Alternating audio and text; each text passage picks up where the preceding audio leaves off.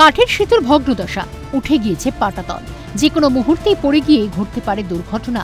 বেহাল দশা উত্তর চব্বিশ পরগনার গোপালনগরের অন্তর্গত মামদপুর এবং কনকপুরের সংযোগকারী সেতুটির। প্রতিনিয়তই অসুবিধার মধ্যে পড়ছে স্থানীয় বাসিন্দারা। যদি এই সেতু সংস্কার না হয় তাহলে কিন্তু তারা এবার আবার নতুন করে আন্দোলনের পথ বেছে নেবেন।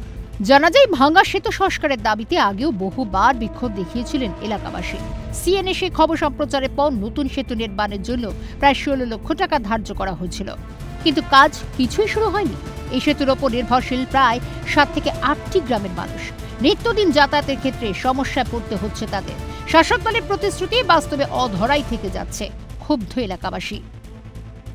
পুরো কাঠের তৈরি, দীর্ঘ 15 বছর ব্রিজের তার উপরে বয়স হয়ে গেছে, কোনো মেনটেন্যান্স নেই। শাসক দল এসে বারবার এখানে এসে প্রতিশ্রুতি দিচ্ছে ভোট আসলে পারে যে আপনাদের আগামীতে পাকা ব্রিজে দেওয়া হবে, কিন্তু তেমন কোনো প্রতিশ্রুতি তারা পালন করেনি। বিদ্যাধরী প্রজেক্টের পক্ষ থেকে 16,25,000 টাকা একটা টেন্ডার হয়, টেন্ডার ঝোলানো হয় এবং টেন্ডার পাস হয় বলে আমরা শুনেছি। তারপরে এই এতগুলো মাস হয়ে গেল, এখানে কোনো কাজকর্ম হচ্ছে না। কবে সংস্কার হবে সেতুটির? সেতুর জন্য ধার্য করা টাকাই বা গেল কোথায়? প্রশাসনের বিরুদ্ধে একাধিক বিষয়ে অভিযোগ তুলছেন এলাকার বাসিন্দারা। সাধারণ মানুষের সমস্যা নিয়ে সরব হয়েছে বিজেপি।